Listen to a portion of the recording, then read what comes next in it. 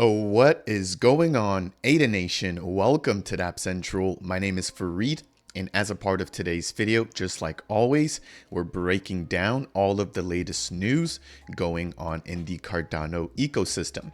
The very first topic for today's video will be a brief review of the weekly Cardano development report. And then we also just had the release of the State of Cardano report done by Messari. And I want to give you guys a brief introduction to some of the key stats that we can expect within this particular report. Now, I do plan on live streaming very soon, in which I'll be breaking down some of the additional portions. So make sure to stay tuned for that particular update. Second, I want to jump into USDT being minted on the Cardano mainnet as a part of Chain, which is a Web3 based blockchain interoperability platform, which was just done between Tron and Cardano. Third, I've got some exciting news surrounding World Mobile and the fact that they've now gone multi-chain, expanding their WMT token into Ethereum as well as BNB. After that particular update, I want to jump into some news surrounding IAMX and a little bit of a teaser that we have here with some sort of messaging or potential email coming to Cardano. Now, last but not least, I want to break down some news surrounding Paima and the fact that their ecosystem has continued to grow. And then they also have a new partner here, which is going to be the Pudgy Cat platform. Now, that said, if it's your first time stopping by the channel, my goal is to provide you in the community with the latest news tutorials and reviews for the top builders here in Cardano. If you'd like to support me on my mission to educate the broader community, then consider delegating with the official stake pool, which is stake pool ticker DAPP. As always, I thank you very much, not only for your support here on the YouTube channel, but for your support with regards to the stake pool. Jumping into the first topic for today's Cardano Scoop, we're going to do a brief review of the weekly development report. So it reads here, we now have over 136 projects, 1,200 builders, 8.64 million native tokens, 77,000 policies, and over 72 million transactions. Looking on the left-hand side there, some of the key highlights include ongoing development for Lace, and on August 8th, we can expect personalization coming for the Lace wallet. Now, this is going to be done in collaboration with the Ada Handle team, allowing users to customize their own handles and give them a sense of personalization within the growing ecosystem. I do have a fully dedicated review breaking down the personalization platform on the pre-prod testnet, again being released by the Ada Handle team. Now, Lace is not going to be the only wallet being upgraded. We're also going to see the Eternal wallet getting a similar upgrade, basically allowing or interacting with SIP68, which will be the SIP standard that is required in order to personalize your handle. So stay tuned for that, and that's going to be an update surrounding Lace. We've got some additional optimizations taking place for Marlowe, and then we've also got some additional meetings being held for Hydra. Now, one key piece that I do want to highlight there is going to be at the very bottom, basically surrounding the Haskell course, which is set to be delivered in Kenya. That is correct. Haskell will be going to Kenya. Now, if you're wondering who is going to be teaching this is going to be none other than Lars Brunez. If you guys aren't already following Lars, go ahead and make sure to do so. He does work for IOG, and he's also a member of the Genius Yield team. Now, he's an expert when it comes to Haskell, and he's been a teacher teaching Haskell for quite a few years. So it reads here from his latest post: at the Munich airport, on my way to Nairobi to teach Haskell. So excited to be able to do that again.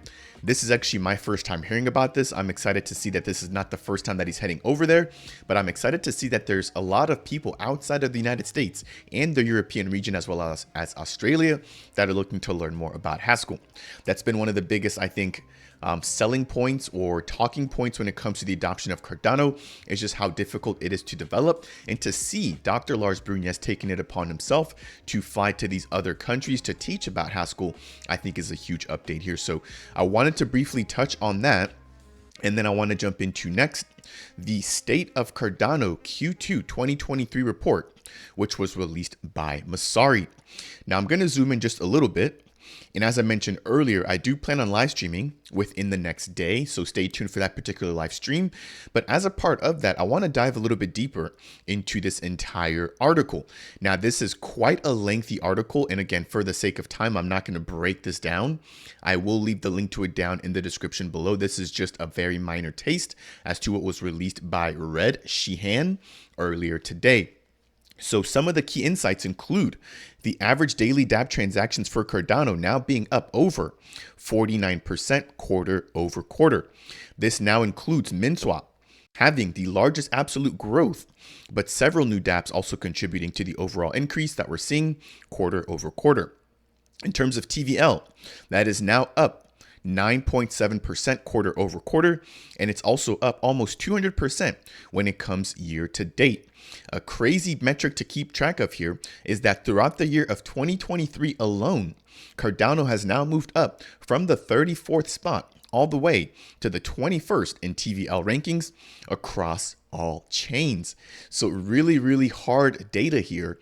And this is what I always say is we're always going to have detractors, we're always going to have naysayers, but we have to look at the facts. And this is exactly what this kind of report is, really giving me a lot of confidence and reassurance in the growing Cardano community. So that in itself is a highlight. Cardano moving up 13 spots, going from the 34th place all the way to 21st when it comes to TVL rankings. And I don't think we've even seen the beginning of what is yet to come.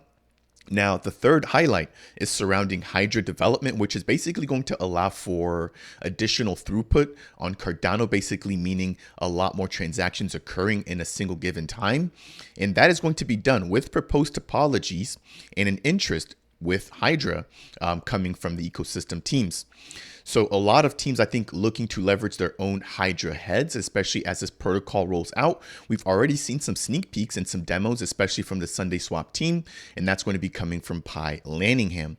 Now, the last piece is surrounding some of the L2s as well as interoperability options when it comes to Cardano, which it states here that Milkomeda, which is going to be a C1 sidechain, Midnight, OneChain, and IOG's sidechain teams are continuing to build.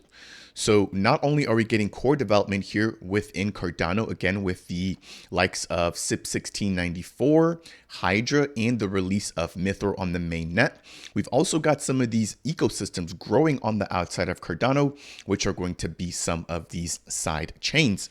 Again, this is just a sneak peek here as a part of what I'll be covering as a part of my upcoming live stream. So make sure to tune in for that. And again, I'll be leaving the link to this particular State of Cardano report down in the description. That is going to do it for that first update here for today's video. The next update I want to jump into is going to be surrounding OneChain, which I just mentioned there as a part of that State of Cardano report. Now, OneChain is aiming to be a Web3 based blockchain interoperability platform, basically allowing for different chains to interact very seamlessly. Now, this was a huge update here surrounding the minting of USDT, which is a stable coin representing the US dollar, which was now done between Tron and Cardano. I am personally not aware of any other connections that Cardano has with Tron, and so this is a first for me. And again, I think a huge step in terms of what is to come and opportunities that will be opened up with interoperability. So it reads, the first USDT token has been bridged from Tron to Cardano's mainnet. The public launch will be coming soon to the industry's most secure, decentralized cross-chain bridge. Now, that is quite a statement there. I will be touching on another bridging platform here very soon, but this is extremely good news or extremely positive news here surrounding this development. So we can see that on the Tron network, there was one USDT token sent. The fees on Tron were 26 of the TRX token. Now, I don't know exactly how much that is actually worth in terms of USD. I'll see if I can do that math offline here. But there were 0 bridge fees associated with that. And on the Cardano side, there was one USDT token received. Now, in terms of opportunities, this would be endless. We already have IUSD, we already have JET, but imagine getting an additional slew of stable coins, for example, USDT, potentially USDC. Now, I did release a video recently basically breaking down why they aren't actually launching on Cardano and some of the reasons why Charles Hoskinson was really not keen to bring USDC onto the network. But with something like this, which is a decentralized option, right, we could see bigger names coming into Cardano, and not just stable coins. We could also see regular tokens or regular assets potentially being bridged using Yuan Chain. So I'm going to be keeping a closer eye on Yuan Chain, and I recommend you guys go ahead and do the same. That is going to take me through the end of the second update here. I do want to ask you guys, if you are enjoying this video, if you guys don't mind tapping that like button. It's one of the easiest ways to support me here on this channel, and it also helps to get this content out to other members within the growing Cardano community. Last but not least, if you have any questions for me surrounding anything that we're breaking down in today's video, then as always, make sure to go ahead and leave a comment down below. Now, the next update that I want to touch on is going to be another interoperability related update. However, this one is going to be surrounding a project that was founded or started on Cardano, which is now branching out. Now, this is going to be surrounding the World Mobile Token. Now, to be fair, I did release a fully dedicated video earlier today, so I'm not going to be going into the nitty-gritty here, but I do want to make some of the key highlights noted as a part of this update. So it reads here from the official Chainport team: World Mobile Token is now partnering up with the Chainport Bridge to bridge WMT, which is going to be their native token, across Ethereum, Cardano, and BNB, or the Binance Smart Chain. As I mentioned before, they kicked off on Cardano. They've had a lot of support here, launching their Earth Node NFTs on Cardano, and they're now expanding into these additional ecosystems.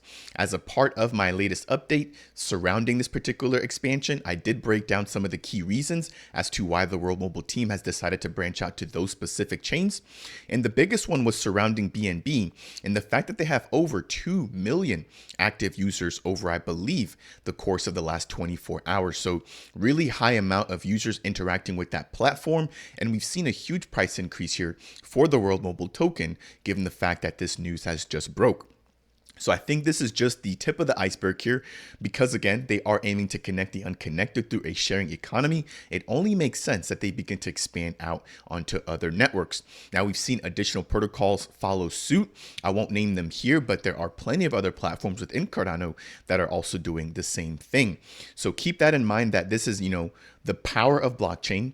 Obviously, a lot of us here are Cardano lovers, including myself. My channel specifically focuses on Cardano, but that doesn't mean that there aren't other opportunities outside of our growing ecosystem. There's a lot of untapped liquidity, a lot of people that would be interested in participating in some of these protocols, but that may not necessarily want to move their assets over into Cardano. So bridging options like these give them the opportunity to get that much needed exposure. So in my personal eyes, I do think this is a win-win. Jumping into the next tab, we have a reiteration of that breaking news here from the official WMT team. And then if I jump over into the next tab here, let's see. We have the fully dedicated article, which again, I did break down as a part of my last video. So if you guys want to find out more about exactly what this means, some of the reasoning behind and some of the ambitions behind this move, then go ahead and check out that exclusive video breaking down all of this information. That is going to do it for that update. The next thing I want to jump into is going to be some updates, or a teaser, I should say, surrounding IAMX. Now, IAMX is going to be an identity solution, not only building on Cardano, but they're also going to be going cross-chain or multi-chain. So maybe that is the theme here for today's video. I had the first update surrounding Yuan Chain. I had another update surrounding World Mobile. Even the State of Cardano report talking about interoperability with Milkamada and some of these other platforms. And then we have an additional one here, which is going to be IAMX, which is also going to be going cross-chain. So again, I don't think that this is going to be something that we see go away. If anything, we're going to see this trend continue to grow. Now, focusing on the key update here that I wanted to report on, we have a teaser coming from the IAMX team. So I'll let you guys kind of ponder on this one, but we have the Cardano logo and some sort of mail logo equals, in my eyes, maybe email on Cardano, some sort of messaging on Cardano. I'm not necessarily sure what to expect here, but I think we should get some news here on the 7th of August. So I'll be following up to give you guys my 2 cents, or the actual announcement, hopefully, as to what they're releasing. But I know that there's a huge need for the ability to send just general messages on the network. If you think, for example, with a regular transaction that you take on the Nami wallet, you can send a description associated with that, but there's no dedicated messaging applications that we have on the network. If they're able to somehow deliver on this, I think this could bring a lot of value, especially with the additional solutions that they're aiming to bring online. So some interesting news I wanted to briefly follow up on there. As I mentioned, I'll follow up on the 7th once we have an official piece of news coming from the IAMX team. And it looks like this will be done in collaboration with Endmaker. So Endmaker really getting a lot of exposure, providing a lot of value. And this is going to be something that I'm definitely going to be looking forward to seeing when it comes out. So that is going to do it for that brief update. The very last topic I want to jump into is going to be surrounding Paima and some news surrounding their growing ecosystems and a project that I want to highlight given the fact that I'm very close with one of the members. So generally speaking, we have an updated weekly ecosystem chart that we're going to break down first, and then I'll jump into some of their brand new gaming partners. So Paima, if you've never heard of them, is going to be a Web3 based game building engine. They're going to be a platform or framework to create L2s or layer 2s for gaming platforms or for gaming teams. So understanding that, at the very bottom there, we've got some of the chains or ecosystems that they're going to be collaborating with. Some of the notable names include Algorand, Milkomeda, Mina, Cardano, and Polkadot. Now, going up to the second layer there, we've got Paima Engine Professionals, which are basically some teams that they've partnered up with that can leverage Paima and basically bring them more adoption, but they're not necessarily building their own games using the Paima engine. Now, these include MLabs, Globant. We've also got Genius X, Plutus.art, DC Spark, SeedStars, and the gaming guilds, as well as Liquify. Going up another layer, we now have some of the projects that are actually building using Paima. Now, I don't recognize all of these, but the ones that I do recognize include Pixel Wars, Wrath of the Jungle Tower Defense, which I had a video on not too long ago, Jungle Wars, as well as some apps, which are going to be the Iagon app and Smart Chain. Now, one that I do want to touch on, which is going to be a brand new gaming partner, is going to be the Pudgy token. So Gas, who is an ambassador of the Genius Yield project, which is actually how I began to know him a little bit better, has now made an announcement surrounding his partnership or his project's partnership, which is the Pudgy token with Paima Studios. Now, I'm not going to be able to break down the entire portion of this tweet here, but he goes into so much detail, I've got to give him some kudos. So he basically breaks down the fact that Paima is going to be the world's most advanced Web3 gaming engine, and that this cutting edge engine empowers developers to create the next generation of Web3 games and apps. Some of the key features and benefits that the Paima engine brings includes unparalleled innovation, lightning fast performance, enhanced user experience, and they're also going to be fueling Pudgy Cats or Pudgy tokens gaming vision. So it reads here, this partnership with Paima Studios is all about accelerating their journey to deliver top-notch gaming experiences to their incredible Pudgy token community.